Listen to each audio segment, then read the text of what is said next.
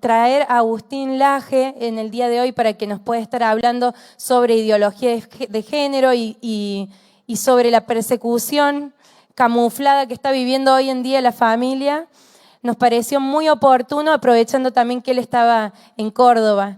Así que, bueno, queremos agradecerle a esta iglesia, que es gente comprometida con Jesús, por abrir las puertas y permitirnos tener esta segunda conferencia. Por otro lado, también contarles que este evento lo vamos a estar transmitiendo en vivo por Facebook, así que los que quieran aprovechar ahora, sacar sus celulares y compartirle la información a algunos familiares, conocidos, pueden estar ingresando a Fundación Gente Comprometida y ahí ver la transmisión de todo lo que va a ser la conferencia en el día de hoy. Probablemente nos extendamos un poquito porque vamos a aprovechar que está Agustín para hacerle preguntas y vamos a estar terminando a las 10:30. Si usted necesita retirarse antes, no hay ningún problema, pero le recomiendo que se quede. Bueno, también quería confirmarles, avisarles y que todos sepamos cuál es el objetivo de esta conferencia. Y más allá de escuchar cosas de las cuales nos vamos a sorprender, el objetivo es que cada uno de ustedes salga capacitado, entrenado, con nuevas ideas, conceptos, incluso valores en sus mentes, para defender todo esto nuevo, que no es tan nuevo, sino que viene de hace mucho tiempo, que podamos defenderlo desde una charla familiar hasta podamos entrenar a nuestros hijos para que en los colegios sepan qué argumentar. El otro día una de las nenas de esta iglesia se fue con el pañuelito y yo le decía, cuando te digan esto, vos tenés que decirle esto. Cuando te digan esto otro, vos decirle, mira, mueren más mujeres por cáncer que por aborto. Y hoy vino, la vi acá, está por allá, y me dice, les dije todo lo que vos me enseñaste y ahora somos más de las de azul, me decía. Y yo dentro de mí dije, qué bueno, solo fueron 3 argumentos que son los básicos que usan todos, pero es un entrenamiento que nosotros necesitamos darle a esta nueva generación que todo este sistema está queriendo reclutar para destruir la familia, para destruir valores y principios que cada uno de nosotros tenemos. Así que no tiene desperdicio ninguna de las palabras que vamos a ver hoy. Si pueden tomar nota, grabar la charla en sus celulares, pero entiendan que ustedes son agentes de cambio y son entrenadores para tunear y para entrenar a una nueva generación que es hoy en día la más afectada, para que ellos puedan ser luz en sus colegios y ayudar a desenmascarar todo esto que es la ideología de género. También hay un movimiento que se llama Redeco, que es cristiano, que está trabajando muy fuertemente por la ideología de género en lo que son los colegios. Hay cartas presentadas que los papás podemos presentar para que no enseñen estos principios que no van con nuestros valores. Entonces hay todo un movimiento en Córdoba y mucha gente que se ha levantado y la idea de hoy es que salgamos de acá con esa sensación de que hemos sido reclutados para esta pelea que sigue todavía. Se aprueba o no el aborto, esto es mucho más grande y hoy de acá salimos con esa mentalidad de guerreros para batallar en contra de aquello que quiere destruir nuestra familia, ¿sí? Así que bueno, vamos a ver si está Agustín cerca nuestro. Emi, ¿lo podría llamar Agustín? Así ya vamos como avanzando en la charla. Él nos va a estar hablando hoy de ideología de género, como dijimos, aborto, la agenda LGTB, que van a ver que es algo muy grande y que abarca hasta la pedofilia, que para nosotros es como muchísimo, pero son como las próximas conquistas que quieren lograr. Y nos va a estar hablando, bueno, del peligro que corren las familias y un montón de otros temas súper interesantes. Y bueno, ¿qué me estoy olvidando? A ver. Bueno, entre medio vamos a tener algunos anuncios de las actividades, marchas, concentraciones que vamos a tener también en los próximos meses.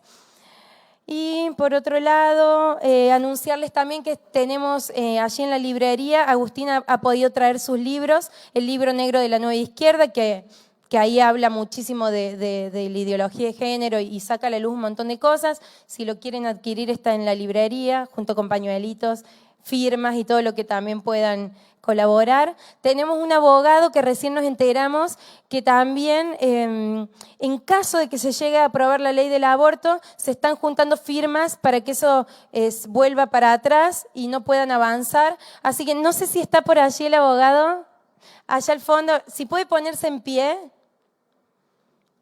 y levantar su mano, miren todos, es él. Si quieren buscarlos después en algún momento, para hablar con él, para sumarse, incluso, bueno, él está juntando firmas y todo, podemos pasar por el stand nuevamente al último. Bueno, aquí lo tenemos. Vení, por favor, Agustín. Es un honor para nosotros que estés acá. Bueno, para los que no lo conocen, él es politólogo, escritor, ha escrito 5 libros, el más polémico, el libro negro de la Nueva Izquierda. A través de ese libro que hace ya más de 2 años que lo han escrito, se le han abierto puertas en toda Latinoamérica y él está viajando de acá para allá. Este mes ha estado en Córdoba y por eso aprovechamos y lo trajimos, no lo dejamos descansar. Pero bueno, es un gusto. Te volvemos a dar un aplauso, nos honra tu presencia y bueno, te escuchamos. Gracias. Muchas gracias. Muy buenas noches a todos. Gracias por la asistencia, gracias por el interés. Tengo entendido que esta conferencia va a tener 2 bloques, separado por un break de no más de 5 minutos. Así que si me ayudan con el PowerPoint, los chicos de la computadora, se los voy a agradecer. Vamos a orientarnos un poco con un PowerPoint para ir fijando algunos conceptos. La idea de esta charla es obviamente terminar hablando del aborto, que es el tema que más nos interesa. Veo varios pañuelos celestes por ahí, afortunadamente. Vamos a hablar sobre el tema del aborto, pero vamos a hacer algo que para mí es imprescindible hacer en estos tiempos, que es tratar de comprender el contexto de emergencia de la lucha por el aborto. Comprender por qué hoy se está luchando,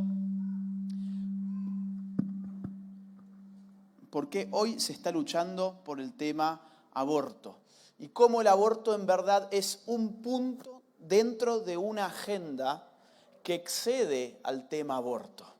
Nosotros corremos un riesgo formidable actualmente. No es solamente que se apruebe el día 8 la ley del aborto.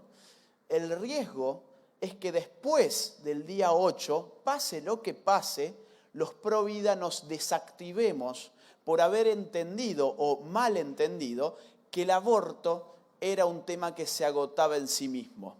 El aborto es parte integral de un plan, de una agenda que es mucho mayor que el tema aborto y es la que vamos a tratar de describir hoy. Esa agenda se llama ideología de género, ¿sí? Sobre la ideología de género yo quisiera abordarla de 2 o 3 maneras que me parecen importantes. Lo más importante de hoy, de esta noche, para mí va a ser que ustedes puedan salir de acá entendiendo qué es en concreto la ideología de género. Porque ¿cuántos han escuchado, alcen la mano por favor, ideología de género alguna vez en su vida? Bien, bastantes, el 80%. El sábado di una charla similar a la de hoy en otra iglesia evangélica y el 10% levantó la mano. Acá veo que han tratado el tema en otras ocasiones o que por lo menos lo siguen. Me parece bárbaro. Ahora bien, nosotros tenemos un problema que es el siguiente.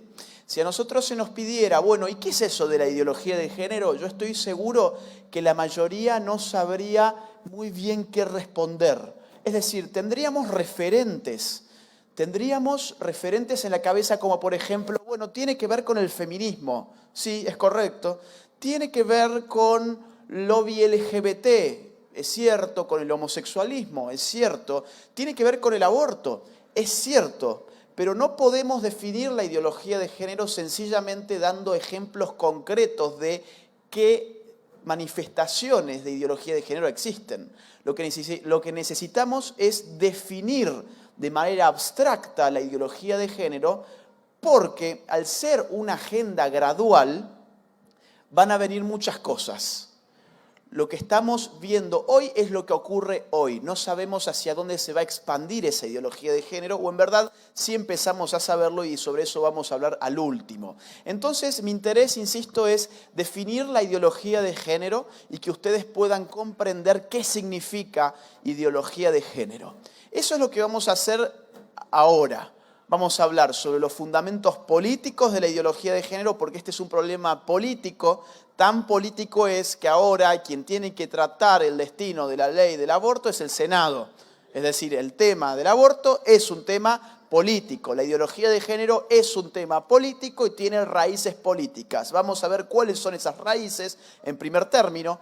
En segundo término vamos a hablar sobre los filósofos del género, las feministas más destacadas, más importantes, que son las que han pensado la ideología de género, que a partir de ellas mismas vamos a poder conceptualizar la ideología de género. Vamos a hablar entonces de política, vamos a hablar de filosofía y después vamos a ver las consecuencias prácticas de la ideología de género en aquellos países donde la ideología de género más ha avanzado, para prever por dónde van a seguir estas cuestiones aquí en Argentina y en América Latina.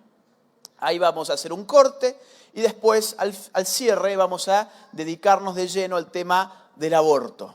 Ese va a ser más o menos el plan para esta charla. Vamos a la próxima placa, por favor. Entonces, vamos a empezar con el tema de los fundamentos políticos de la ideología de género. Ustedes han visto que todas las manifestaciones por el aborto, por ejemplo, que es lo que tenemos hoy a la vista, son organizadas y movilizadas por los partidos de izquierda.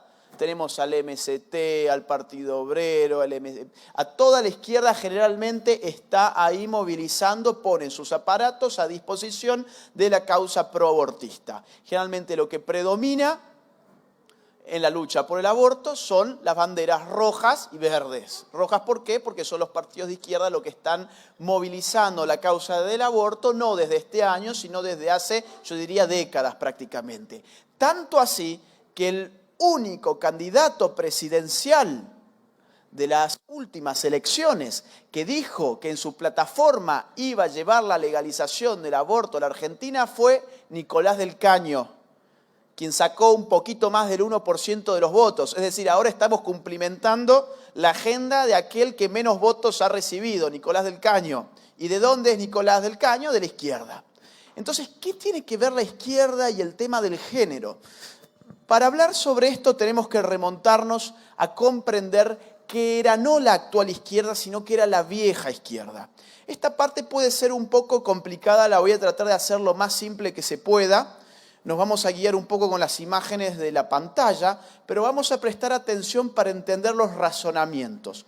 Las viejas izquierdas se asentaban en los pensamientos de la persona que ustedes ven en la foto, de Carlos Marx y su socio intelectual Federico Engels. Se movilizaban esas izquierdas a partir de una estrategia concebida al calor de la filosofía política de Carlos Marx.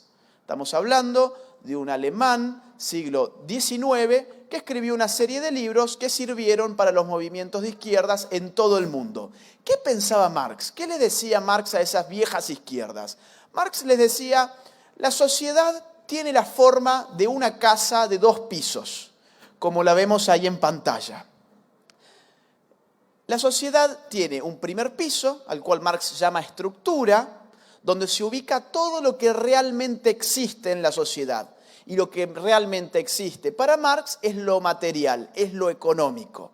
Esa estructura que está en la base de la sociedad es la economía, sobre la cual se levanta, dice Marx, un segundo piso. El segundo piso de la casa, Marx lo va a llamar superestructura y va a decir, y acá se ubica todo lo que nosotros pensamos que existe, pero realmente no existe. La cultura, la ideología, la religión, la moral, el derecho, cosas que no podemos tocar.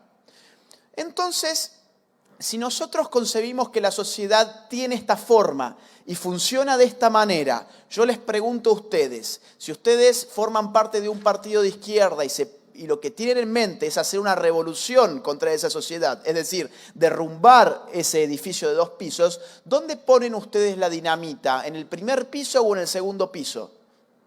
Abajo, en el primero, porque si lo ponemos en el segundo piso, vamos a reventar solamente el segundo piso, que encima tiene cosas que no existen. La religión, la moral, el derecho han sido todos inventos, dice Marx, de aquellos que habitan en el primer piso. Y los que habitan y dominan en el primer piso son los capitalistas. Entonces, ¿qué tenemos que hacer? Tenemos que hacer una lucha contra los capitalistas que están en el primer piso. ¿Y quiénes son los llamados a hacer una lucha contra los capitalistas? Dice Marx, los obreros. Porque los obreros son las víctimas de los patrones, es decir, son las víctimas de este sistema. Eso se llamó lucha de clases. Vamos a la próxima placa, por favor. Eso se llamó lucha de clases y dio como resultado esto que es muy conocido por todos nosotros. En el siglo XX, Mao Zedong en China, Lenin, Stalin en la Unión Soviética, la FARC, por ejemplo, en Colombia, pero podríamos hablar de aquí de Argentina de los Montoneros, el ERP, la FARC, la FAP, la FAL, etcétera, todos los grupos revolucionarios de América Latina. Podríamos hablar en Chile del MIR, podríamos hablar de Fidel Castro y del Che Guevara en Cuba. Es decir, el mundo del siglo XX, sobre todo de la primera mitad del siglo XX, fue sistemáticamente víctima de organizaciones revolucionarias que se movilizaban a partir de estas ideas. Hacer una revolución era hacer una revolución contra un sistema económico, porque era lo que realmente daba base a la sociedad, era la estructura de la sociedad. Ahora bien, el problema empieza a sobrevenir para estos grupos de izquierdas en el primer mundo. Es decir, mientras acá teníamos al Che Guevara, Fidel Castro, la FARC, etc., en Estados Unidos, en Inglaterra, en Alemania, en Francia, ya nadie podía pensar en la década del 60, por ejemplo, que era factible ver una revolución de este tipo. Es decir, pensemos lo que ocurrió en esos años. Entre el año 1950 y el año 1973, los países del primer mundo, los países de la OCDE, crecieron sin parar a un ritmo de un 5% de su PBI anual. Crecieron a lo que hoy llamamos tasas chinas. ¿Qué significa esto? La riqueza se multiplicó, la riqueza se derramó y lo que Marx había dicho era que la revolución era inevitable porque los obreros iban a vivir cada vez peor en estos países. Y ocurrió todo lo contrario, empezaban a vivir cada vez mejor. Y como vivían cada vez mejor, perdían los incentivos necesarios para agarrar el fusil y hacer una guerra de guerrillas. A un obrero en los Estados Unidos, década del 60, iban los partidos de izquierdas, vamos a hacer una revolución el sábado. No, el sábado tengo un asado con mis amigos. O sea, los obreros de estos lugares del mundo van a pasar a estar más interesados en cambiar de automóvil que en cambiar el mundo, porque encima ahora si ahorran pueden cambiar el automóvil. La izquierda se da cuenta de esto y dicen, oigan, Marx se equivocó. Marx dijo que los obreros iban a vivir cada vez peor y ahora viven cada vez mejor y nosotros nos estamos quedando sin aquellos que supuestamente iban a hacer la revolución. ¿Qué hacemos ahora? Y si volvemos a mirar el segundo piso de la casa a ver qué había ahí, en el primer piso de la casa, ¿qué tenemos? Obreros y campesinos que no nos quieren escuchar. Y en el segundo piso, ¿qué hay? Había cosas que Marx dijo que no tenían importancia. Pero veamos qué podemos hacer ahí. Veamos, a ver, ¿qué hay? Hay sexos, no hay clases sociales, pero sí hay sexos, hombre y mujer. Bueno, ¿por qué no aplicamos la misma lógica dialéctica para los sexos? Si le decíamos al obrero, usted está explotado por un patrón a partir del sistema capitalista, le digamos a la mujer, usted está oprimida por un hombre a partir del sistema patriarcal. Es exactamente la misma lógica aplicada ya no al primer piso de la casa, que es económico, sino al segundo piso de la casa, que es cultural. Le digamos al homosexual, oiga, usted está oprimido por los heterosexuales a partir de un sistema que se llama heteronormatividad. Le digamos al indígena, por ejemplo, oiga, usted está oprimido por el hombre blanco, europeo, colonizador, etc. Y después tenemos el indigenismo que empieza a nacer en Argentina desde este año. Una cosa absurda, el país más europeo de América Latina ahora resulta que tiene un conflicto con indígenas.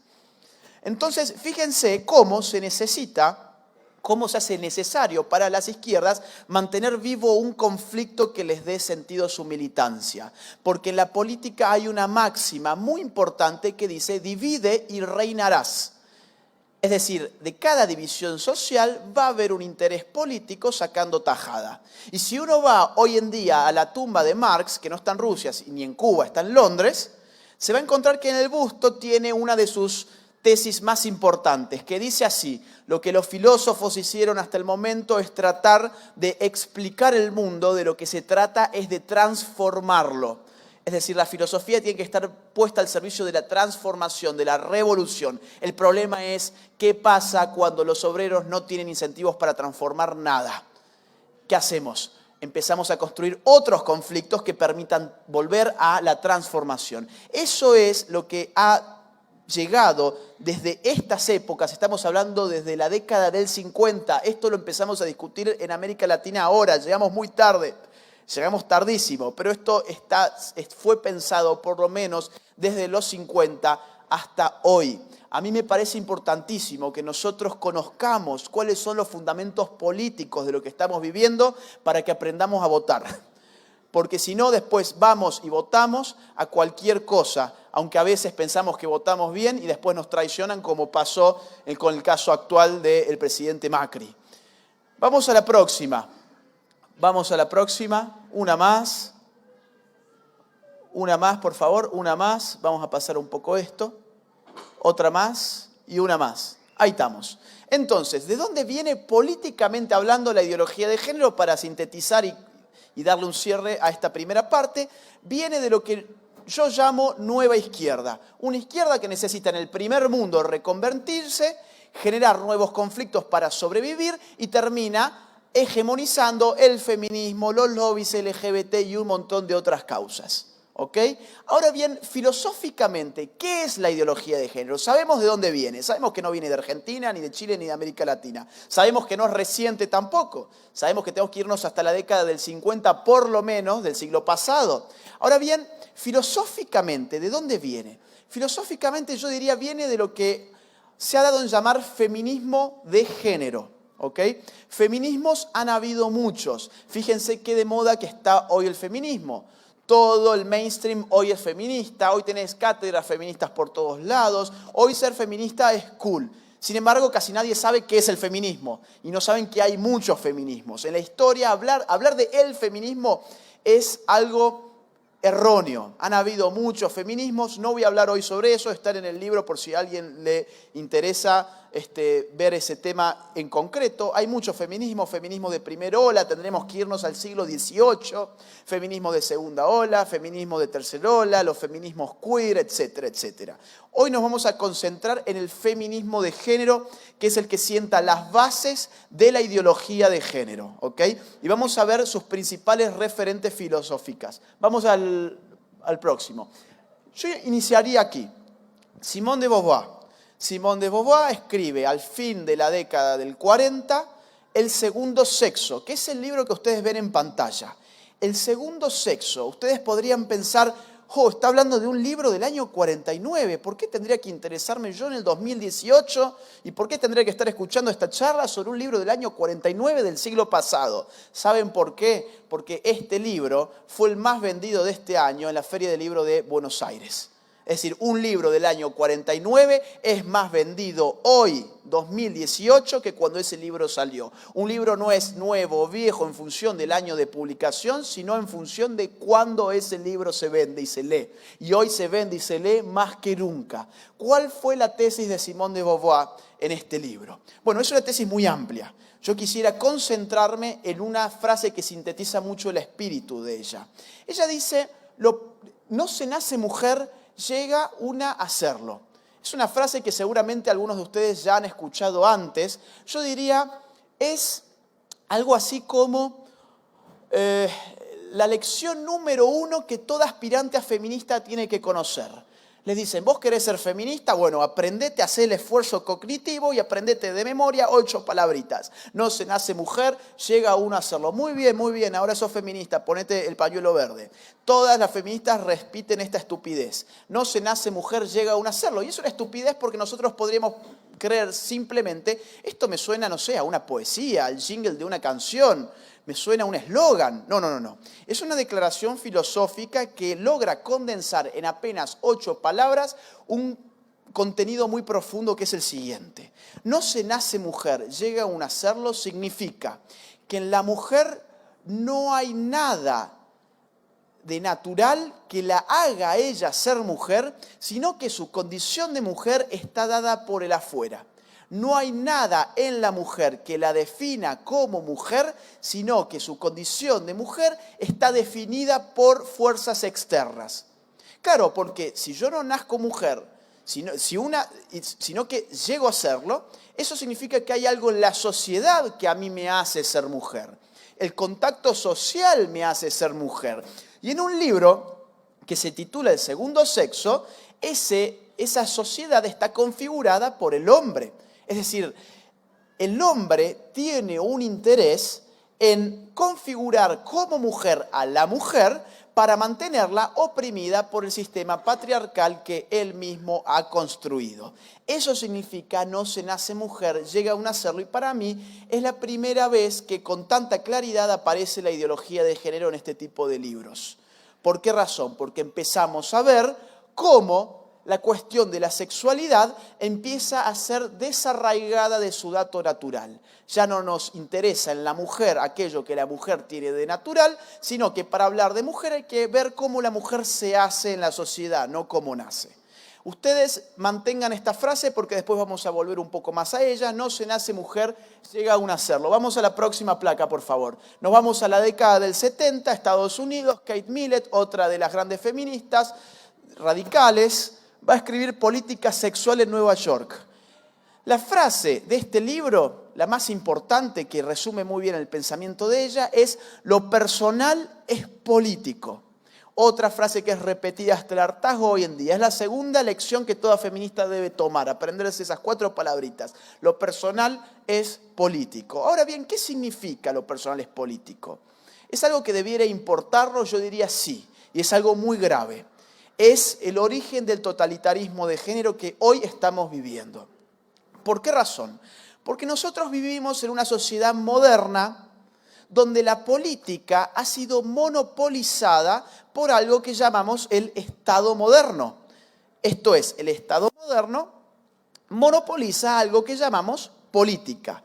Si decimos que lo personal es político, estamos facultando, estamos legitimando a ese Estado a regular todo aquello que es personal, porque lo personal se convirtió en materia política. Entonces, la relación que yo tengo con mi novia deja de ser una relación de pareja personal, sino que primeramente es política, precisamente porque es personal. La relación de un esposo con su esposa es una relación política porque es una relación personal.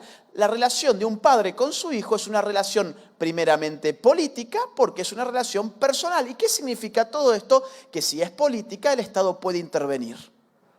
Entonces, el Estado interviene sobre las familias porque ¿qué hay en las familias? Relaciones interpersonales.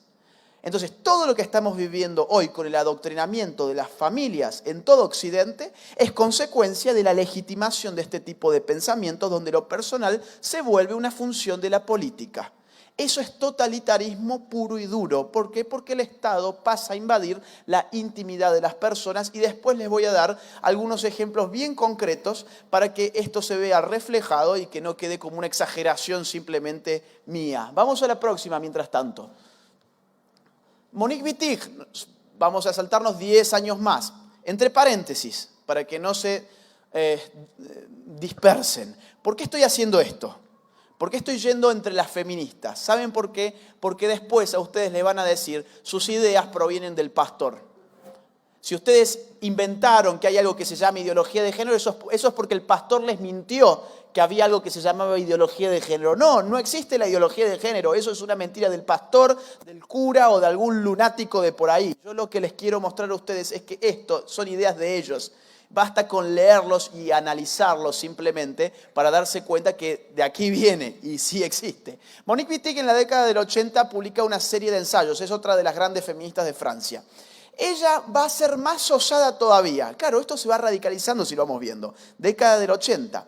Ella va a decir en ese entonces, ¿saben qué? En verdad no es que la mujer no nace, sino que se hace. No, no, no. En verdad la mujer como concepto, como naturaleza, no existe.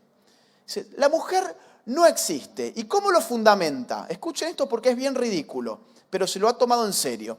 Ella dice, la mujer no existe porque existe la lesbiana. Y la lesbiana no es una mujer, es una lesbiana, dice ella. La lesbiana en verdad tiene la función política de mostrarnos que hemos sido adoctrinados en un pensamiento sexual binario. 2, nos han dicho, había un hombre o una mujer y ninguna otra opción. Eso es falso, dice Monique Wittig. ¿Por qué razón? Porque tenemos a la lesbiana. Y la lesbiana no es ni un hombre ni una mujer. Ahora bien, esto es una ridiculez anticientífica. ¿Por qué razón? Porque una lesbiana no es otra cosa que una mujer que tiene una tendencia sexual hacia otras mujeres. Eso es una lesbiana. No deja de ser una mujer por ser una lesbiana. Ahora bien, el gran problema es que cuando nosotros no nos tomamos el trabajo de refutar las ideas, por más ridículas que sean, corremos el riesgo de que esas ideas vayan adquiriendo poder político, universitario y mediático. Entonces, el resultado es que hoy Monique Wittig es de lo más enseñado en todas las cátedras de género de las facultades de Ciencias Sociales y Humanidades de nuestro país. Y ustedes me podrán decir, bueno, pero ¿cuáles son las consecuencias de este pensamiento? Si en definitiva todos sabemos muy bien que la mujer sí existe. Es decir, ¿quién piensa en la Argentina que la mujer no existe? Yo les diría, eso puede ser cierto a nivel consciente. A nivel inconsciente, la mayoría de los argentinos piensan que la mujer no existe. ¿Cómo comprobarlo? 8 de marzo, ¿qué pasa los 8 de marzo? Día de la mujer, que más bien es el día de la feminista porque se agarraron de ese día para ellas solas, ¿no? De hecho, si sos una mujer y querés festejar ese día, pero no sos feminista, te sacan a las patadas. Entonces, ¿qué pasa ese día? Vemos, además de mujeres, columnas de ¿qué? De transexuales, de travestis, de transgénero, de hombres disfrazados de mujer. Vamos a poner las cosas como son, de hombres disfrazados de mujer. ¿Ok? ¿Y ustedes alguna vez escucharon a alguien en algún medio de comunicación que se preguntara, pero oigan, ¿este no era el Día de la Mujer? Es decir, si quieren hablar del Día del Travesti, bueno, pues háganlo, pero ¿qué tiene que ver el Día de la Mujer con un hombre, digamos, que usa peluca y que se pinta los labios? Claro, nadie lo piensa siquiera. O sea, nadie se toma el trabajo de hacer ese tipo de crítica. No solamente en los medios, sino en la propia casa. Nadie dice, oigan, esto es un desmadre. Tenemos a hombres disfrazados marchando en el Día de la Mujer y nadie dice nada. ¿Por qué? Porque en el fondo estamos asumiendo que la mujer no tiene ninguna esencia y por eso es que cualquiera puede ser una mujer con simplemente hacer algún tipo de esfuerzo estético, digamos. Pero más allá de eso, ya estamos viendo muchos ejemplos en el mundo que son consecuencia de esta tesis. Vamos a la próxima. Por ejemplo, Irene Rotella es un travesti del Paraguay que representa a las mujeres paraguayas en ONU Mujeres. Es invitado por ONU Mujeres a representar a las mujeres del Paraguay. Y uno dice, bueno, ¿y por qué la gente no dice algo? ¿Por qué la gente no dice, oigan, lo ideal sería que las mujeres paraguayas sean representadas por una mujer en una institución como ONU Mujeres y no que un travesti vaya a ocupar ese puesto? Esto solo es posible si damos por sentado que la mujer no existe. Vamos a la próxima. En Argentina, esto es un ejemplo de acá, la justicia ordenó a la Liga de Hockey Femenino a fichar a un transexual. ¿Cómo fue la cuestión? Tiene más o menos 2 años, creo, este tema. ¿Cómo fue la cuestión? El señor de la foto fue a jugar al hockey con mujeres, hockey femenino, y las chicas de los equipos rivales no querían. Dijeron, oigan, yo quiero jugar contra mujeres, ¿no? Contra una persona que no tiene mi contextura física, ósea, muscular, que no tiene, digamos, o sea, yo quiero jugar contra mujeres porque por algo estoy en una liga de hockey femenino. Entonces la liga lo apartó, recurrió a la justicia, ¿y qué existe en Argentina? Una ley llamada Ley de Identidad de Género. ¿Qué dice esa ley? Que uno es aquello que uno dice ser, punto final. Es decir, la realidad no tiene objetividad, sino que la realidad la defino yo. Y si yo digo que soy una mujer, ábranme los cupos del hockey femenino porque quiero ir a jugar con las mujeres. Es el mismo caso de Sergia, que no sé si se acuerdan, en Salta, un tipo de unos 65 años dijo, me voy a jubilar antes, me llamo Sergio, póngame Sergio y ya está. Si yo me autopercibo como Sergia. Listo, vamos. Entonces, ¿qué pasó? La justicia ordenó reincorporarlo a la Liga de Hockey Femenino. Vamos a la próxima. Un adolescente transexual gana una competición en la categoría femenina de atletismo. Está pasando en todo el mundo. Vamos a la próxima.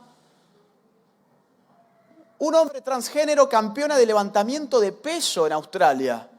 Claro, el tipo competía contra los hombres, no le iba muy bien. Dijo, no, yo soy una mujer, páseme con las chicas. Y ahí sacó su medallita de oro. Vamos a la próxima. De triunfar en el balonmano masculino, jugar al fútbol femenino australiano. No sé si llegan a ver, pero este no hizo ningún esfuerzo por parecerse, por lo menos, a una mujer. O sea, directamente dijo, vamos a jugar con las chicas y ya está. Peluquitas y estamos listos. Vamos a la próxima. Este es un caso interesante, es en Estados Unidos. Son dos notas distintas, dos informaciones distintas. La primera, marzo del 2017. Es el mismo caso, ¿no? Marzo del 2017. Trasladan a un violador a una cárcel de mujeres tras su cambio de sexo. Claro, el tipo violó a mujeres, dijo, yo me autopercibo como una mujer, como mis víctimas, a mí no me manden con los hombres, mándenme con las mujeres. Ahora bien, 6 meses más tarde, la noticia es, aíslan por conducta obscena a un violador transgénero que cumple pena en una cárcel femenina. ¿Y qué esperaban? ¿Qué más esperaban? Pero concéntrense en el verbo, aislar. Claro, quedó aislado. ¿Por qué? Porque en el fondo la ideología de género nos lleva a vivir en una sociedad esquizofrénica en la cual uno ya no sabe quién es el otro y muchas veces ni siquiera sabe quién es uno mismo. Entonces no sabemos qué hacer. Un tipo que violó a mujeres, algo tan simple como meterlo en la cárcel de hombres, porque es un hombre, ahora queda aislado porque él dice que es una mujer y a nosotros se nos explota el cerebro porque pensamos, ay, pero ¿y el género? Vamos a la próxima. Vamos a analizar la última autora de hoy. Hay muchas más, son muy importantes las demás, pero he seleccionado estas porque considero que son fundamentales. Judith Butler. En la década del 90 en California, esta filósofa publica El género en disputa, el tercer libro más vendido de la Feria del Libro de Buenos Aires de este año. Es decir, estamos hablando de otro de los grandes títulos. ¿Cómo resumir la tesis de Judith Butler? Con sus propias palabras. Ella dice en este libro lo siguiente. El sexo siempre fue género, con el resultado de que la distinción entre sexo y género no existe como tal. El sexo siempre fue género, con el resultado de que la distinción entre sexo y género no existe como tal. Parece un trabalenguas. Vamos a desarmarlo para que se entienda mejor. El sexo siempre fue género. Hasta ese momento nos habían dicho que la sexualidad humana se descomponía en dos grandes dimensiones, el sexo y el género. El sexo, nos dijeron, es lo natural y lo biológico, y el género, nos decían, es lo cultural, es lo socialmente adquirido. ¿Hasta acá ya había ideología de género? Sí. ¿Por qué razón? Porque nos decían que estas dos dimensiones corrían en paralelo y no se tocaban. El género podía ir por un lado y el sexo podía ir por el otro. Era intercambiable. Pero Judith Butler va a decir, oiga, no es así siquiera. La verdad es que el sexo siempre fue género, lo cual significa, a la hora de hablar de sexualidad, dejemos de hablar de biología y de naturaleza, porque la categoría del sexo ya no nos tiene que interesar. Lo único que nos importa a la hora de hablar de sexualidad tiene que ser lo cultural. El sexo depende de la sexualidad depende de la cultura, no de la naturaleza. Eso significa el sexo siempre fue género. ¿No han visto que ya nos llenamos más formularios que nos pregunten por el sexo?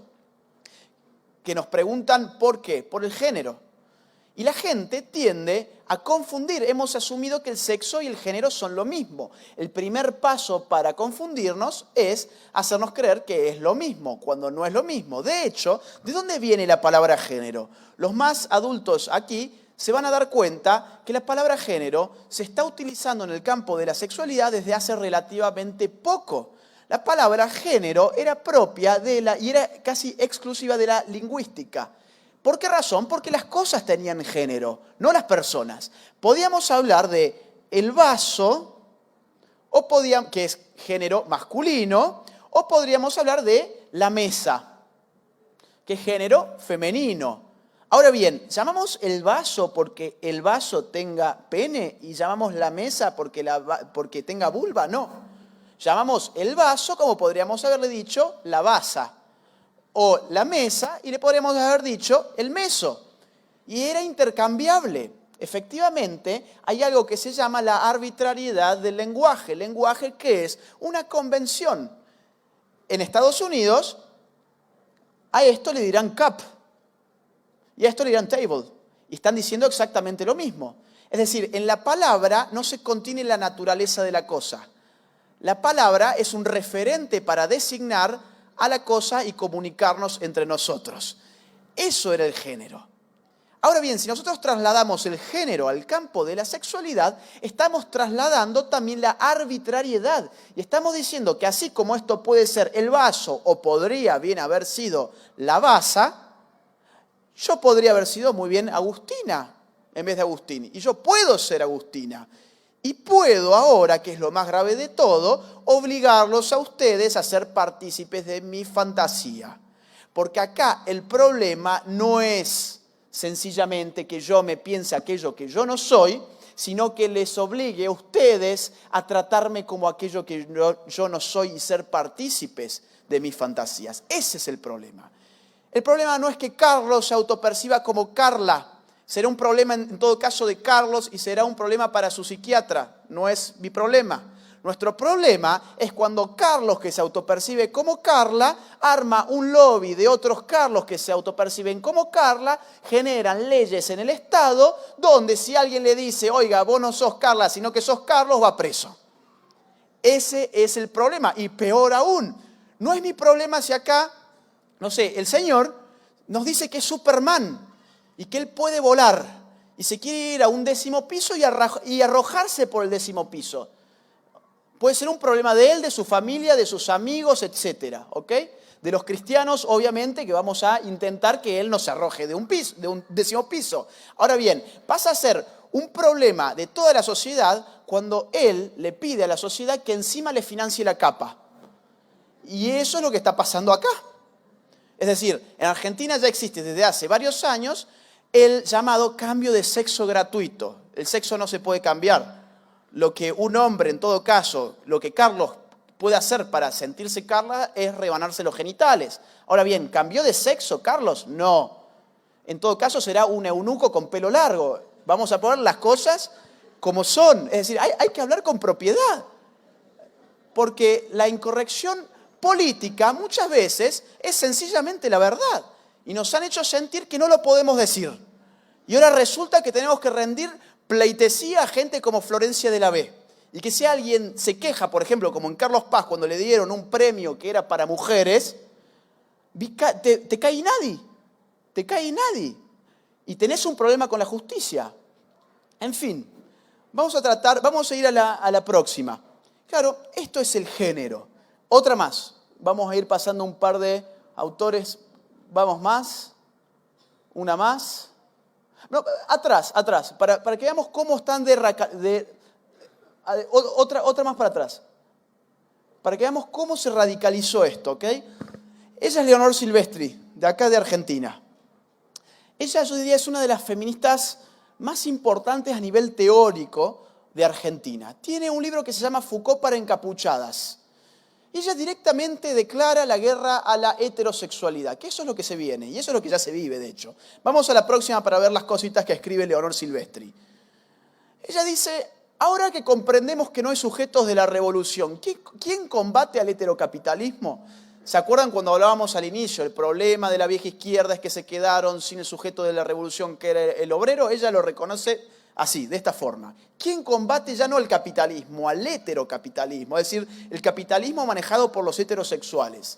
Dice, borrar las denominaciones masculino y femenino, según estén conformes a las categorías de asignación biopolítica varón-mujer. Los códigos de masculinidad son susceptibles de abrirse para que operemos sobre ellos en una suerte de gender hacking perfo-protésico lexical mediante la utilización de juegos lingüísticos que escapen a las marcas de género o al menos que las desquicien, proliferar hasta el absurdo las anomalías psicosexuales.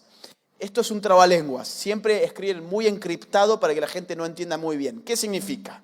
Significa que masculino y femenino, varón y mujer son categorías de asignación biopolíticas, no son naturales. Hay un sistema político que a uno lo hace ser varón y a otros lo hará ser una mujer.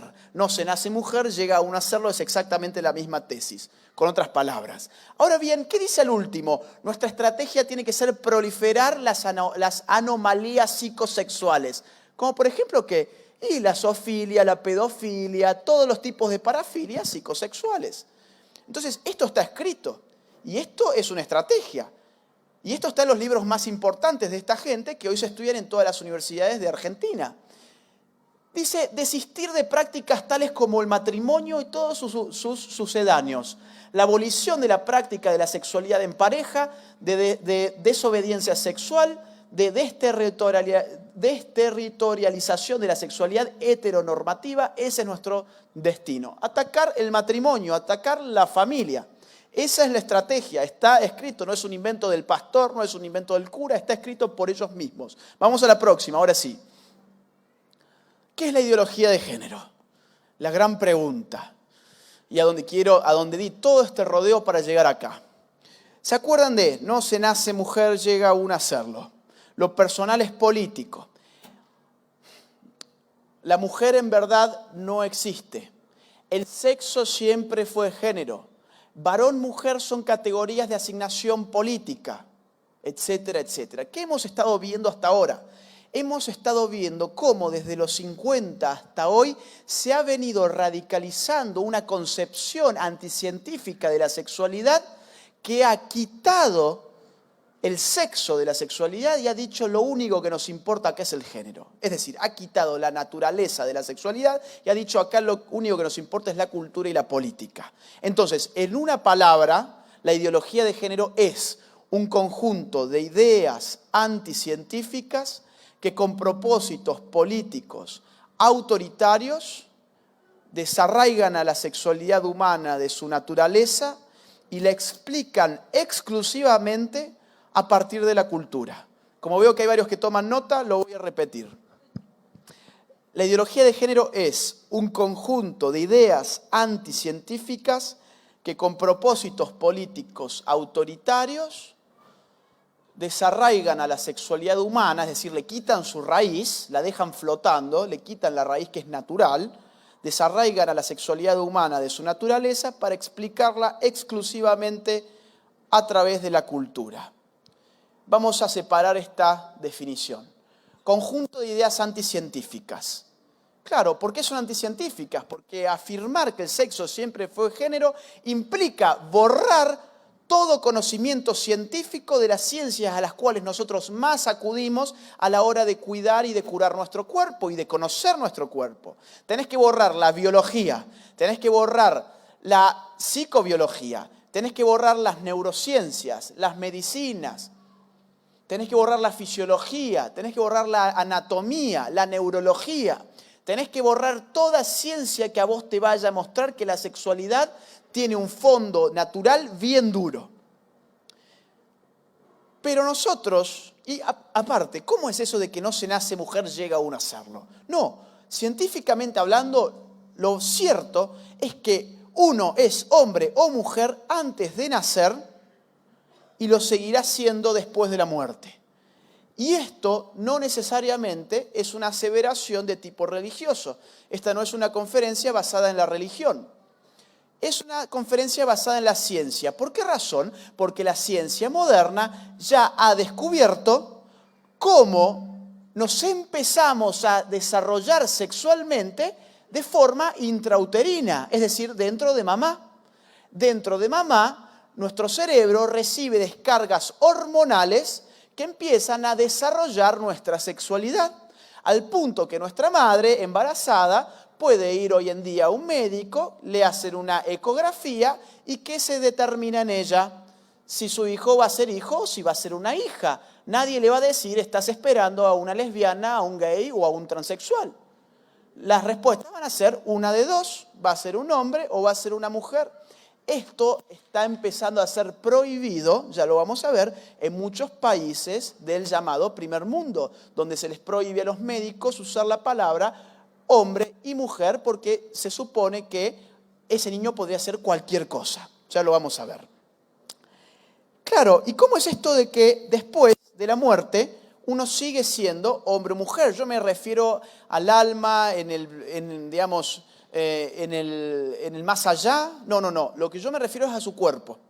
Imagínense en 200 años dónde voy a estar yo. Voy a estar en un ataúd, mi cuerpo va a ser un resto de huesos. Imagínense que al lado estaba Carlos, que se creía Carla y era un transgénero, contemporáneo a mí.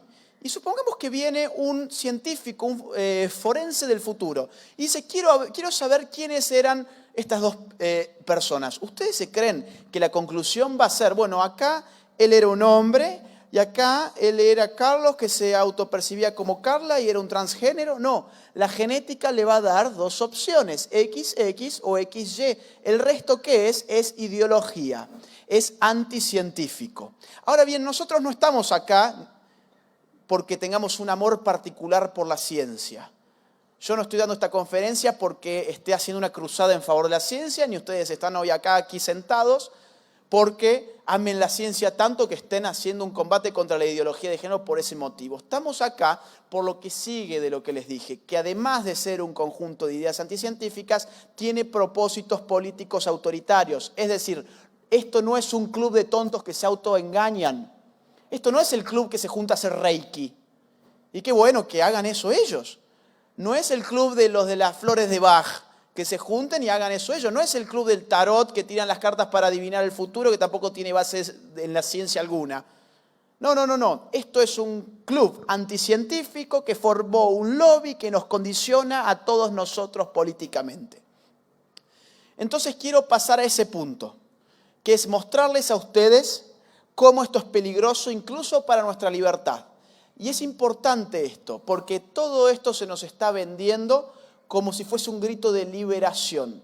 Y en verdad es una tiranía encubierta. Vamos a la próxima placa. Una más. Gracias. Vamos a dar algunos ejemplos al respecto de lo que se está viviendo en los países de donde la ideología de género viene, es decir, de donde se aplica de antes que en Argentina. Gran Bretaña, hace 1 año y medio, ocurrió que una mujer que se autopercibía hombre fue a una clínica y los médicos le dijeron, felicitaciones señora, usted va a ser madre. ¿Por qué? Porque tenía la panza de este tamaño. Y ella se ofendió porque ella dijo, ¿cómo madre, cómo señora? Yo soy un hombre, en todo caso seré padre. Se ofendió, el lobby LGBT se movilizó, presionó a la Asociación de Médicos Británicos, la cual terminó bajando un manual de lenguaje médico que hoy le prohíbe a los médicos británicos decir la palabra mamá, papá, hombre y mujer. ¿Cómo vengo con el tiempo? ¿Bien? Bueno. Claro, o sea, ahora los médicos británicos no pueden decir mamá, papá, hombre y mujer porque hay gente que se ofende. Vamos a la próxima. Un pueblo francés prohíbe la palabra mademoiselle por presiones feministas. ¿Qué significa esta palabra? Significa señorita. ¿Por qué se prohibió en Francia esto? ¿Qué tiene de malo la palabra señorita? Bueno, las feministas dicen que es un micromachismo porque tiende a develar el estado civil de la mujer. Si yo le digo a ella señorita, para las feministas yo estoy haciéndole un guiño de ojo a todos ustedes, diciéndole, está soltera, ¿eh? Vamos a tirarnos encima de ella, o algo más o menos así. Entonces, tenemos que prohibir la palabra. Y aparte, no hay igualdad de género, porque no existe la palabra señorito. Entonces, prohibamos. ¿En nombre de qué? De la libertad. Medio raro, ¿no? Vamos a la próxima. Canadá, se aprobó una ley que castiga severamente a quienes usen pronombres de género equivocados.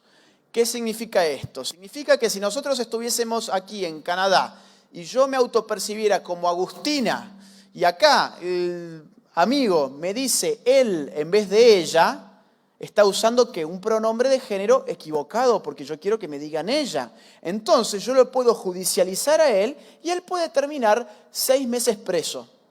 6 meses preso. Claro, en Canadá se nos dice, hay muchas libertades, es uno de los países más liberales del mundo. Es cierto, tienen muchas libertades, a todo menos a decir la verdad, porque si decís la verdad vas preso. Vamos una más. Vamos una plaquita más, por favor. Cárcel para cualquiera que diga que la homosexualidad es un pecado. Esto es en Suecia y esto es en Canadá. ¿Cómo piensan ustedes que el pastor de esta iglesia o los pastores de esta iglesia podrían dar sus homilías, sus prédicas, si estuviesen en países como estos, o mejor dicho, si estas leyes llegaran por fin acá, que tarde o temprano puede que lleguen? Es decir, no podrían hablar sobre estos temas. Esta conferencia no podría ser dictada ni en Canadá ni en Suecia. Hay 6 meses de cárcel. ¿Cómo opera el cura? ¿Cómo opera el pastor? ¿Cómo opera un simple laico, un fiel? ¿Cómo opera si no puede decir lo que uno cree? Y lo más paradójico es que todo esto es el nombre del progreso. Dicen, esto es el progresismo, esto es el progreso. Somos muy modernos. No se confundan. La libertad de conciencia, de culto y de expresión son libertades modernas que han sido conquistadas por el Occidente desde hace siglos. Esto no es progreso, esto es retroceso. ¿Cómo que ahora vamos a meter preso a alguien por sus creencias religiosas, por su fe? Vamos a la próxima. Panaderos cristianos podrían pagar multa de $150.000 por rehusarse a hacer un pastel a pareja gay. Esto fue en Oregon, Estados Unidos. Claro, ¿qué fue lo que ocurrió? Una pareja homosexual va a una panadería, pide su pastel y los panaderos, por razones de fe, de objeción de conciencia, dicen, miren, puede ir a cualquier otra de las panaderías de Oregon, acá no queremos ser parte de la boda gay, simplemente eso. Y le dijeron, no, esto es un crimen de odio, fueron al Estado, $150.000 de multa. ¿Qué libertad perdieron los panaderos? Perdieron algo que se llama libertad económica, que incluye el derecho a comerciar o a no comerciar con quien yo quiera. Es un derecho que existe desde hace siglos y hoy también se está perdiendo. Vamos a la próxima. Bueno, fíjense cómo, yo les dije hace un rato, la izquierda vive de los conflictos. Y si no existen los conflictos, lo van a crear. Con la ideología de género se está creando conflictos donde no existen. 2 noticias rápidas al respecto. En Suecia, el partido de izquierda introdujo en el Congreso un proyecto de ley que pide obligar a los hombres a orinar de sentados. Se ve que ahora hay un problema por cómo los hombres vamos al baño, lo hacemos de parados, y las mujeres lo hacen de otra manera, entonces tenemos falta de igualdad de género.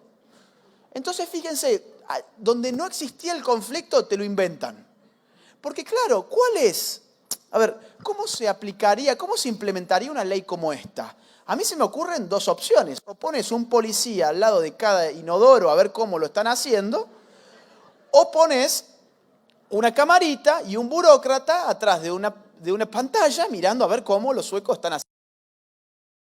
No, ¿cómo sabés qué crimen? Digamos, si no lo puedes ver.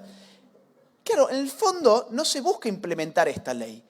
Lo que se está buscando es bajar un discurso de arriba hacia abajo, del poder político hacia la ciudadanía, bajo el cual se les digan, oigan, ¿sabían que tenían ustedes un conflicto entre los sexos también cuando iban al baño? Tal era ese conflicto que ahora nosotros los políticos discutimos por ustedes el pueblo a ver si les prohibimos a los hombres que lo hagan de parado para que dejen de afectar a la mujer. Claro, ahora tenemos un conflicto en estos términos. Es un ridículo total, pero esta gente vive de crear conflictos. Fíjense el otro, el gobierno vasco busca prohibir el fútbol en los colegios porque se lo considera una actividad sexista. ¿Desde cuándo hay un problema entre hombres y mujeres por el fútbol? En el occidente, las mujeres que gustan jugar al fútbol tienen sus ligas de fútbol femeninas, pueden jugarlo donde quieran. Y muchas veces lo juegan muy bien. Y no hay ningún conflicto. De hecho, cuando somos más niños, muchas veces jugamos al fútbol mixto, nenes con nenas. Y no hay ningún problema, es una actividad muy rica.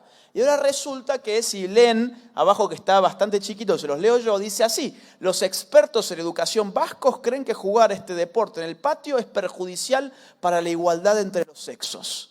Entonces, en nombre de la igualdad y de la libertad, prohibición. Siempre es la misma lógica. Claro, y aparte, fíjate cómo te lo venden, ¿no? Los expertos en educación vascos. Claro, yo me imagino a un padre vasco yendo a hablar con alguna autoridad. Oiga, a mi hijo le gustaba jugar al fútbol, ¿por qué se lo prohibieron? No, porque encima, ¿cuál es la conclusión de ellos? Ellos lo dicen así. Ellos dicen que el fútbol territorializa con criterios de género el espacio recreativo. Eso está en el fundamento de la ley. El fútbol territorializa con criterios de género el espacio recreativo. Claro, imagínense ustedes un padre que va a hablar con una autoridad y que la autoridad le dice, no, pasa que el fútbol territorializa con criterios de género el espacio recreativo. No va a entender nada. Va a decir, bueno, gracias. Y se va a su casa, se siente un estúpido, aparte, porque le hicieron un trabalenguas, pues esta gente siempre habla en difícil porque dicen estupideces. Entonces lo tienen que poner de esta forma para que parezca algo científico. Claro, pero no había ningún conflicto con el fútbol y esa era la verdad. Vamos a la próxima. Estamos perdiendo la libertad de educar a los hijos en los valores de su propia familia, algo que se llama derecho de patria potestad. Educación a la alemana, enseñan sexo anal a los niños y sado en las escuelas. Sexo anal y sado en las escuelas se les enseñan ya a los niños alemanes. Ustedes no sé si se acuerdan, pero en Argentina hemos tenido algunos folletines similares. Vamos a la próxima. Enseñan en escuelas de Chicago sexo anal a alumnos de 5º grado. Vamos a la próxima. Un padre estadounidense acaba en la cárcel por pedir que no se adoctrine a su hijo en la homosexualidad. Vamos a la próxima. Canadá quitará la custodia a los padres que se opongan a la agenda LGTBI. Claro, habíamos dicho, no air break, ¿no? ¿Segura? Bueno, habíamos dicho que lo personal era político, ¿se acuerdan? Y si lo personal era político, la relación con mi hijo es una relación política. En definitiva, es una relación que debe ser custodiada por la política. Y si yo no educo a mi niño en la ideología oficial de ese Estado, que es la ideología de género, entonces ese Estado ya me lo puede quitar y reubicarlo en otra familia. Hoy en Noruega se dice que 5 niños por día en promedio son retirados del seno familiar y reubicados en otra familia que sí acepta adoctrinar a los niños en ideología de género. Y ya que hablábamos sobre el tema del lenguaje hace un rato, ¿qué es más personal que la forma en que hablamos? ¿Por qué ahora resulta que tenemos que reacondicionar nuestro lenguaje? Y ojo, eso está acá hoy en Argentina, el llamado lenguaje inclusivo. Dejemos de hablar con las categorías que hablan ellos, porque ese es su triunfo. Su triunfo no es que nosotros hagamos una crítica del lenguaje inclusivo, su triunfo es que nosotros hablemos de lenguaje inclusivo. Nosotros tenemos que empezar a crear nuestros propios conceptos. Llamémosle el lenguaje de los idiotas, o lo que a ustedes se les ocurra. ¿Cómo es eso de andar hablando de les chiques? A ver, vamos a poner un caso, vamos a imaginar que esto se está incendiando. Tenemos un incendio acá. Se prende fuego la pantalla, empieza a arder todo esto. Yo pego un salto y les digo, todos abandonen urgentemente la sala. La verdad yo no me imagino que las mujeres de acá se queden sentadas porque no se sintieron incluidas en ese todos. No, hay algo que se llama economía de la lengua, que hay veces que usamos, por ejemplo, todos, para referirnos efectivamente a hombres y mujeres. O a veces hablamos de las personas, las, y no porque estemos refiriéndonos a las mujeres. ¿Se dan cuenta? O sea, nunca nadie estuvo excluido por el lenguaje. Y ahora resulta que tenemos que recondicionarlo. ¿Por qué? Bueno, porque el lenguaje en definitiva es algo personal. Y si es algo personal, es manifestación de la política. Y necesitamos de la política para reacondicionarlo todo. Vamos a la próxima. Ni hablar del caso del baño. O sea, ¿qué más personal que ir al baño? Bueno, pero lo personal es político. Entonces, el político nos tiene que indicar cómo hacer pis. Vamos a hablar de un tema más que es importante para ver hasta dónde puede llegar esto. Y son las perversiones que empieza a habilitar la ideología de género. Es decir, perversiones que empiezan a ser legitimadas por la ideología de género. 3 noticias rápidas. Hay un montón, pero traje 3. Holanda legaliza un partido que defiende la pederastia. ¿Qué es la pederastia? ¿Qué es la pederastia? Es el sexo entre hombres adultos y niños. Adulto y niño. Eso es. Canadá, Corte Suprema, legaliza parcialmente el sexo con animales, zoofilia. Las juventudes del Partido Liberal Sueco defienden legalizar la necrofilia, es decir, sexo con cadáveres. y el incesto, sexo entre familiares próximos, papá con el hijo, mamá con la hija, el hermano con la hermana y todo lo que a ustedes se les ocurra. ¿Y qué tiene que ver esto con la ideología de género? Ya habíamos visto lo de Silvestri, que hablaba de explotar las anomalías psicosexuales. Pero ¿qué tiene que ver esto con la ideología de género? Tiene que ver lo siguiente. Habíamos dicho que la ideología de género es un conjunto de ideas anticientíficas que, con propósitos políticos autoritarios, desarraigan a la sexualidad humana de su naturaleza y la explican exclusivamente por la cultura.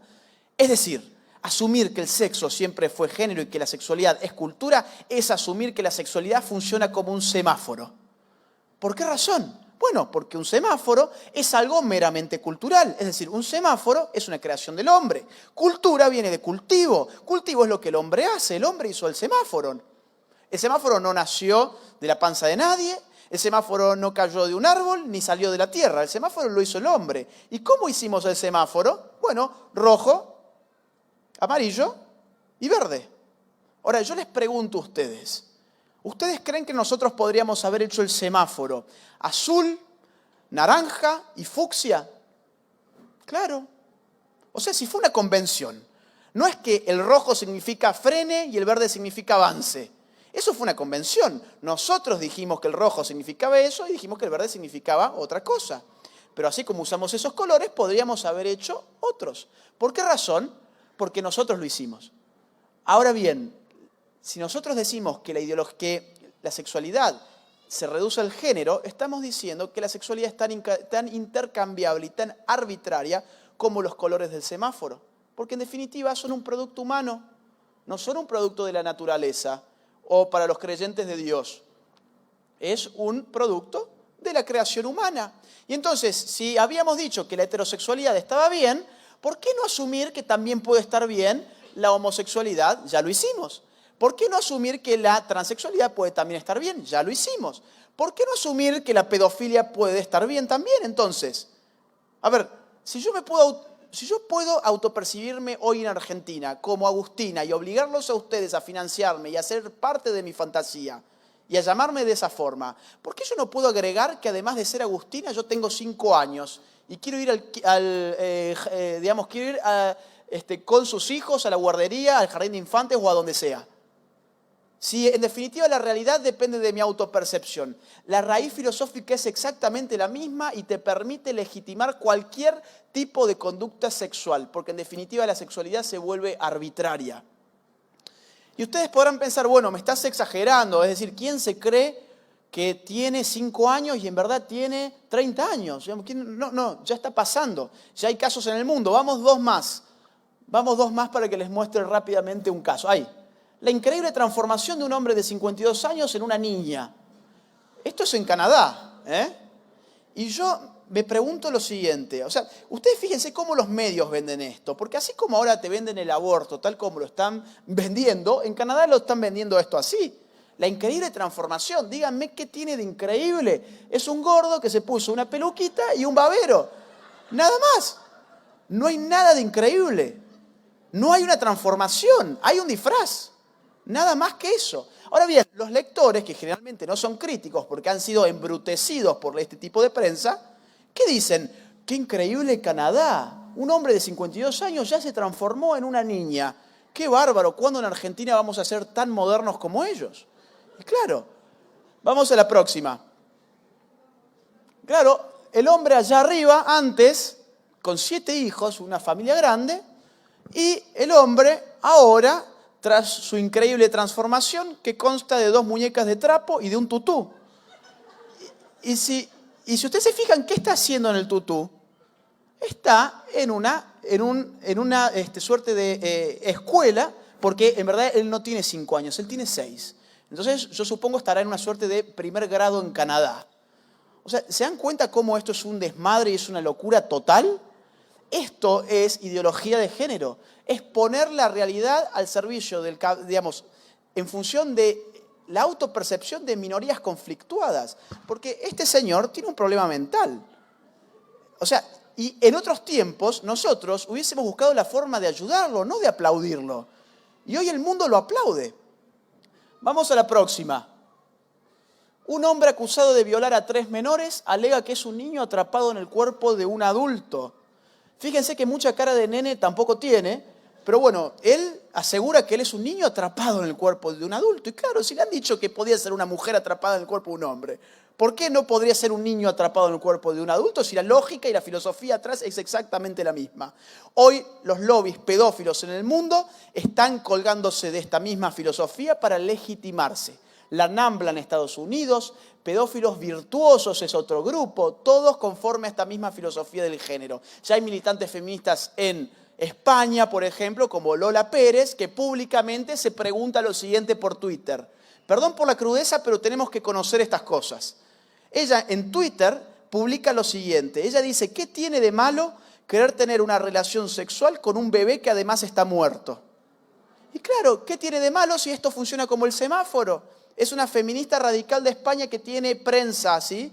Que escribe, la escuchan, es un referente del feminismo allá y no falta mucho para que esto llegue también acá. De hecho, en América Latina, Argentina es lo más radical en términos de ideología de género.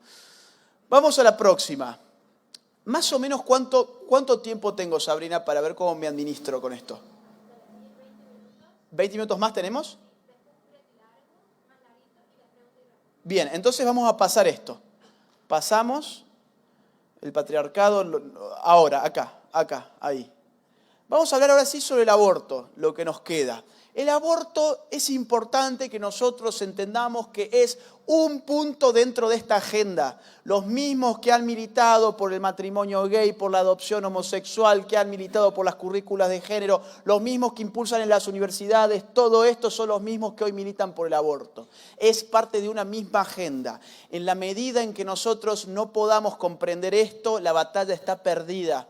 Tenemos que aprovechar que hay mucha gente que se levantó contra el aborto, pero tenemos un problema, que es que esa gente no sabe que el aborto es parte de un plan mucho más amplio que solamente el aborto. Pero ahora vamos a, sí, concentrarnos en el aborto como una parte de ese plan, ¿ok? Vamos a analizar la ley rápidamente y algunas cuestiones interesantes al respecto. Fíjense cómo nos mienten. Incluso en el propio título de la ley ya hay una mentira. ¿Cómo se llama la ley? Se llama Ley de Interrupción Voluntaria del Embarazo, por sus siglas IVE, con B corta. Ley de Interrupción Voluntaria del Embarazo. Ahora, ¿el aborto es una interrupción del embarazo? No. ¿Por qué razón? Porque la interrupción es el cese transitorio de un proceso para su posterior reanudación. ¿Qué es la interrupción? Por ejemplo, yo interrumpo esta charla porque tengo ganas de ir al baño, porque tomé agua, voy, lo hago de parado, vuelvo y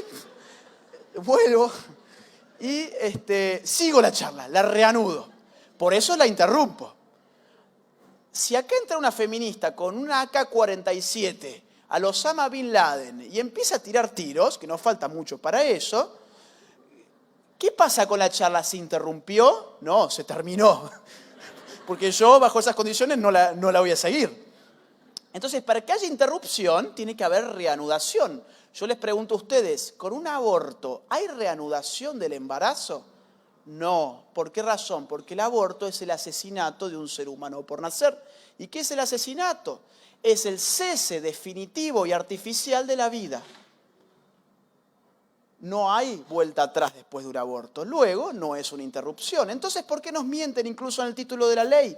Porque el marketing político hace que sea mucho más amigable hablar de la interrupción voluntaria del embarazo que del asesinato forzado del hijo por nacer. Ese tendría que ser el título de la ley. Ley de asesinato forzado del niño por nacer. Vamos a la próxima. Es importante empezar a desarmar las propias palabras que ellos nos han impuesto. Porque si logramos desarmar las raíces de sus argumentos, habremos ganado por lo menos la lucha por las ideas. Abajo yo puse las fuentes, por si alguien tiene dudas de los datos que expongo, las fuentes oficiales de donde han salido los datos de los cuales yo hablo en este tema. Nos dicen, la mujer tiene derecho a decidir sobre su propio cuerpo. ¿Sí? Ese es el eslogan más conocido sobre el tema aborto. No, queremos esta ley porque queremos ser soberanas de nuestro propio cuerpo, decidir sobre nuestro propio cuerpo. Yo estoy de acuerdo que una mujer tiene que decidir sobre su cuerpo. ¿Qué significa eso? Por ejemplo, que se ponga un arito, que se ponga un piercing, que se haga un tatuaje, que se vista de una forma o de otra, que se corte el pelo así o asá, que se lo tiñe de un color o de otro color. Eso es disponer de su cuerpo. En un aborto, ¿dispone sobre su cuerpo la mujer? En todo caso, está disponiendo de su cuerpo para asesinar el cuerpo de un tercero, para aniquilar el cuerpo de un tercero. ¿Y por qué hablamos de un tercero? ¿Porque la Biblia simplemente nos dice que es un tercero? No.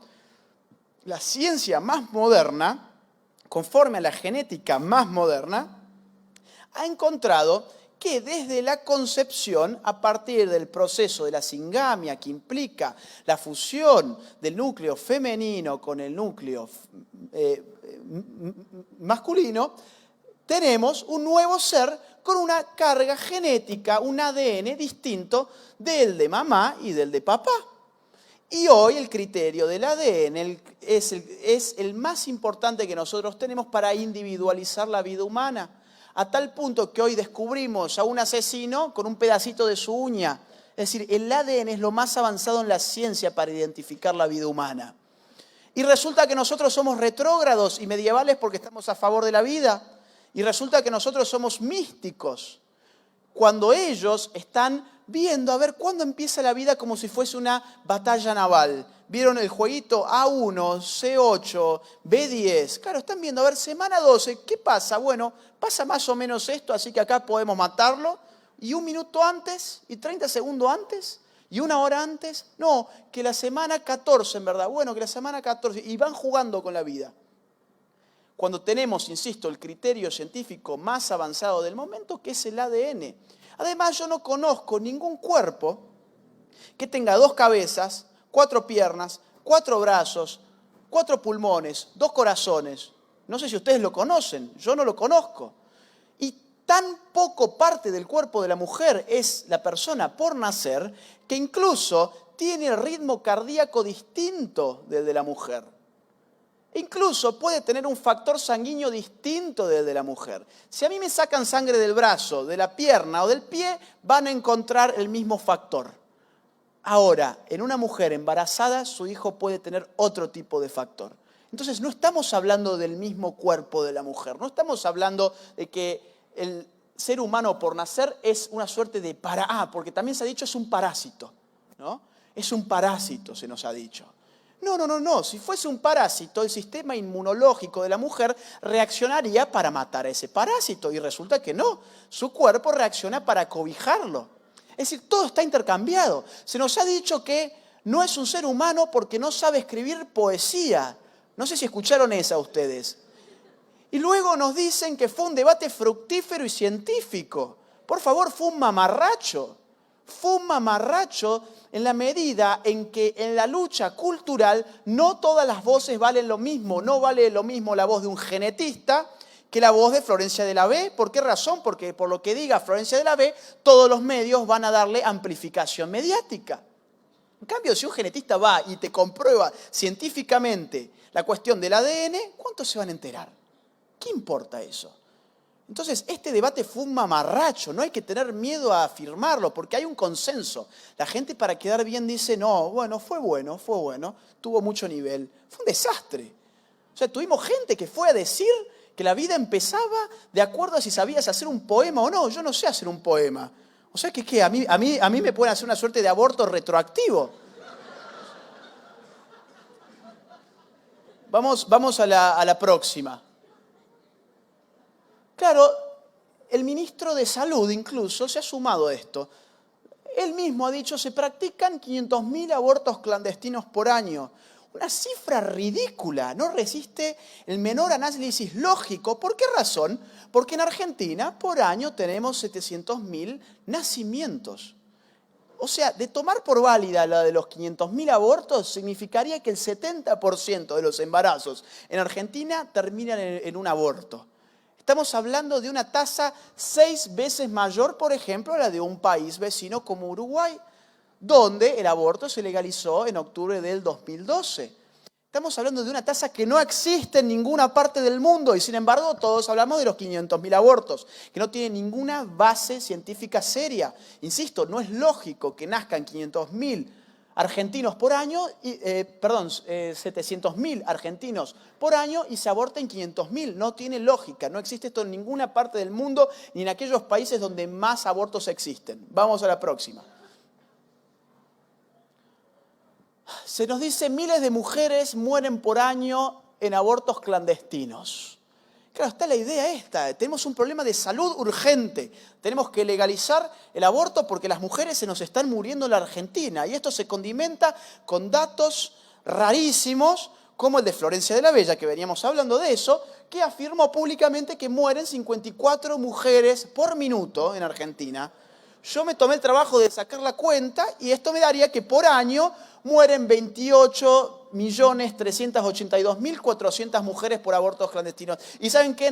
No existe esa cantidad de mujeres en Argentina.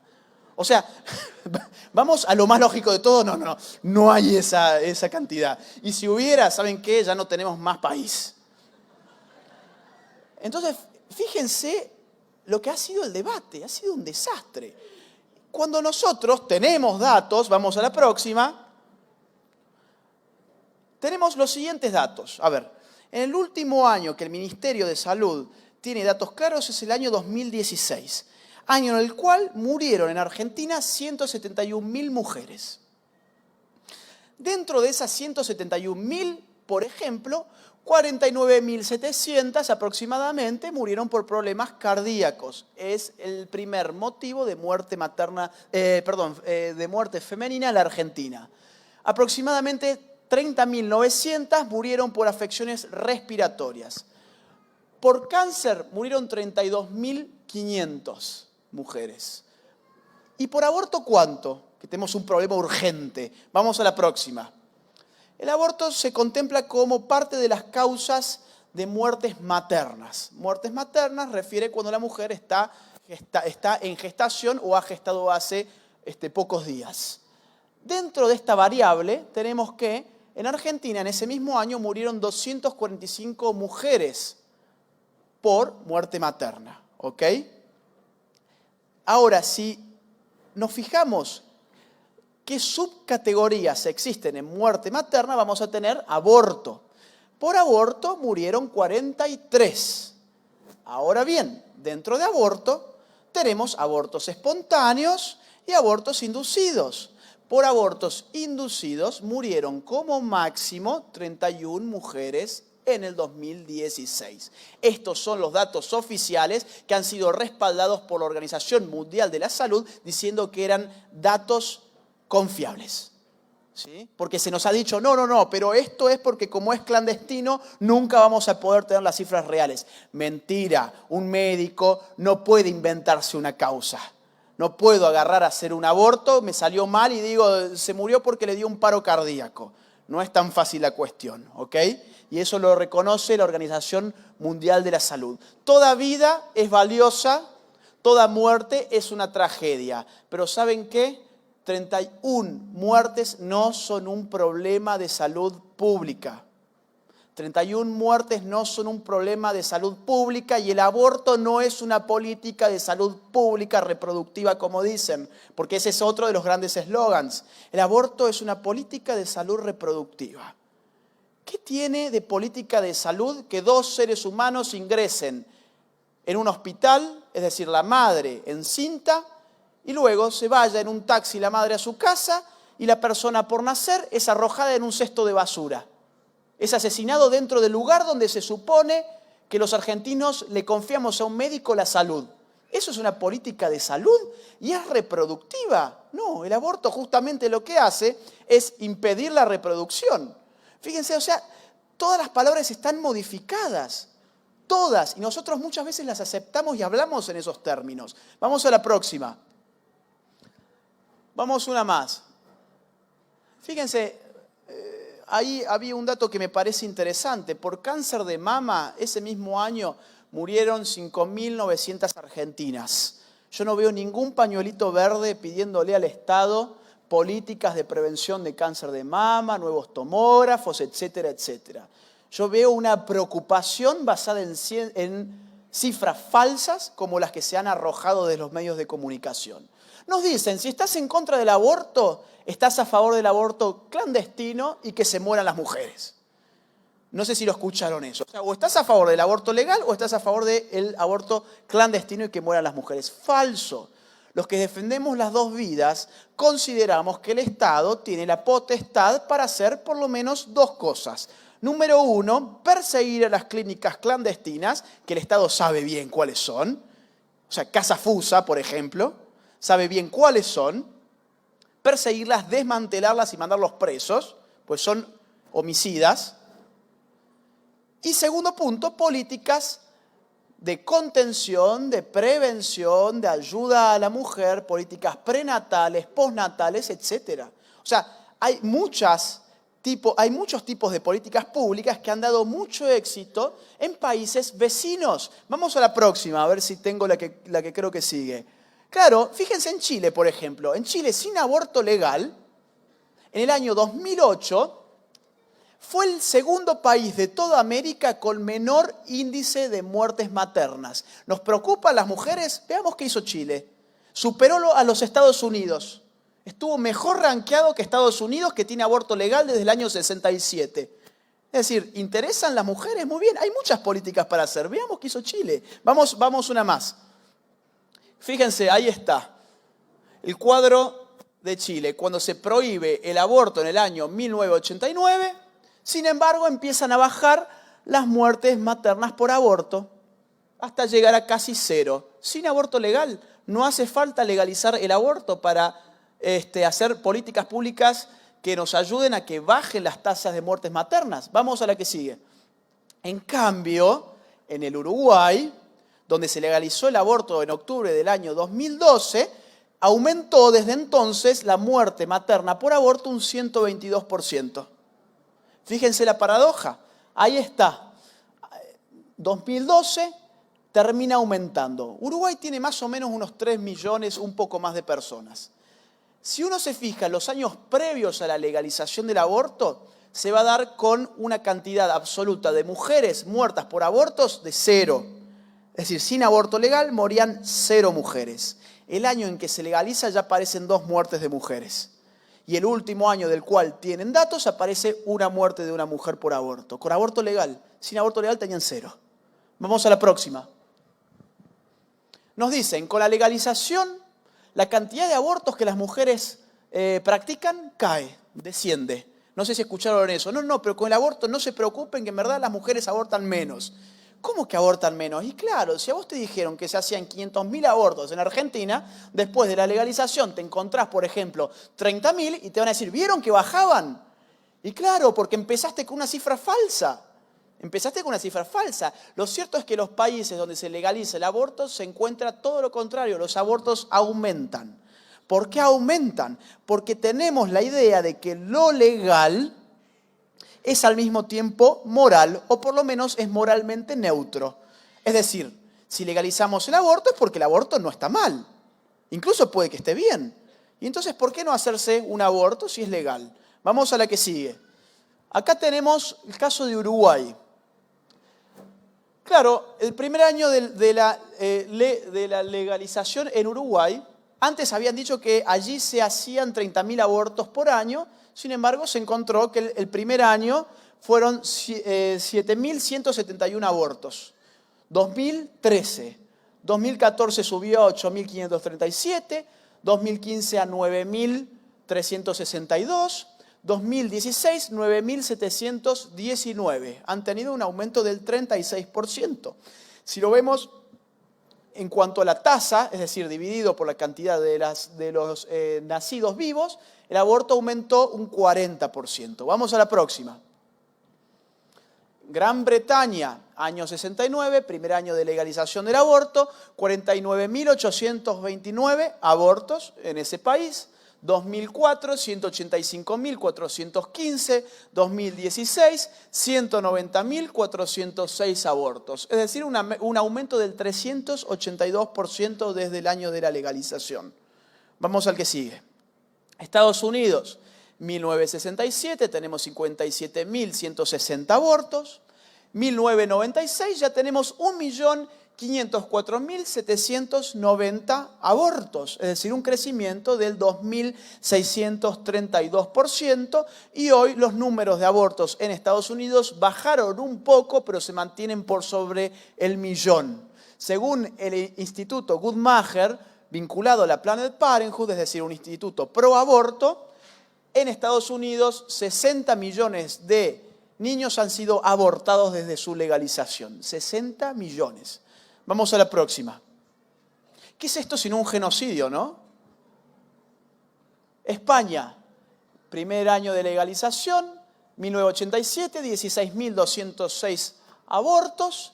Y en el año 2011, 110.359 abortos. Un aumento del 740% desde su despenalización. Ahora, si consideramos que en España nacen alrededor de 400.000 españoles por año, vamos a llegar a la conclusión de que 1 de cada 4 españoles son abortados en ese país. Vamos a la próxima. Y en Francia, hoy en día tenemos 210.000 abortos sobre 800.000 nacimientos anuales. Otra vez, 1 de cada 4 franceses son abortados antes de nacer. Vamos a la que sigue. Hay un gran negocio, obviamente, con el tema aborto, que es de lo cual más le incomoda a los abortistas hablar y reconocer. Gran parte de los ponentes del Congreso de la Nación es gente financiada por algo que se llama IPPF, Planned Parenthood, una red de clínicas abortistas, una red internacional de clínicas abortistas que tiene sede en los Estados Unidos y que ha puesto muchos millones de dólares en Argentina, no este año, sino desde hace muchos años, para impulsar la campaña abortera en nuestro país. Se habla de por lo menos 5 millones de dólares, por lo menos. Vamos a la próxima. Claro, pero esta organización en los Estados Unidos está siendo investigada por el FBI. ¿Por qué? Por tráfico de órganos y por tráfico de fetos. Hoy hay un escándalo político que ha llegado al Congreso de la Nación en los Estados Unidos por las investigaciones sobre Planned Parenthood. ¿Y qué tiene nuestro proyecto de ley? Ausencia ¿de qué? De un artículo que prohíba la comercialización del feto abortado. Es decir, en Argentina no va a estar prohibido por esa ley hacer negocios con el feto abortado. Les tiro un dato importante. ¿Saben cuántas clínicas abortistas están asociadas a la Planned Parenthood en el mundo? Más de 46.000. ¿Qué significa esto? Comparémoslo con otra cuestión. ¿Saben cuántos McDonald's existen en el mundo? 33.900. O sea, esta organización tiene más clínicas abortistas asociadas que McDonald's en el mundo. Miren si no va a ser un negocio multimillonario. En el mercado mundial, una pastilla de misoprostol cuesta en promedio $426. Miren si no va a ser un negocio multimillonario. Un aborto quirúrgico cuesta más de $750. Es mucha plata de la que estamos hablando. Vamos a la próxima, si es que hay. ¿Qué se puede hacer? Quiero ver si no me quedó algún tema en el tintero respecto del tema aborto. Se viene la votación, el día 8. Yo, la verdad, no sé qué esperar. Yo creo que el panorama no es muy amigable. Esperemos que las cosas salgan bien. Es difícil, hay mucho dinero, hay gente como los senadores de Córdoba que eran pro vida y de un día para otro ahora votan a favor. Y no saben ni siquiera dar razones de por qué lo hacen. ¿Por qué será, no? O sea, ¿por qué será? A mí me huele a verdes, ¿no? Y no al verde del pañuelito, sino otro tipo de verde. ¿Qué se puede hacer? Nosotros empezamos a jugar un partido de fútbol perdiéndolo 4-0 en el minuto 89. Nos metimos en la cancha en el minuto 89 perdiendo 4-0. En 30 segundos metimos 2 goles. ¿Cuáles fueron los goles? Haber movilizado a millones de argentinos en contra de la ley del aborto. Ahora, ¿qué les faltan a esos argentinos para poder tener más fuerza en lo que hacen? Les falta saber hacer política, porque este es un problema político. Les falta, y cierro con lo que dije al inicio, tomar conciencia de que el aborto es un punto más dentro de un plan integral. Si no tomamos esa conciencia, el día 8, pase lo que pase, se apruebe o no se apruebe, nos desactivamos, porque se acabó el tema del aborto. Pero el año que viene te vuelven exactamente con el mismo tema, si es que no lo aprobaron hoy, ¿eh? Si no lo aprueban este año, en un año te vuelven con lo mismo. ¿Por qué razón? Y bueno, porque ellos sí saben hacer política y nosotros no.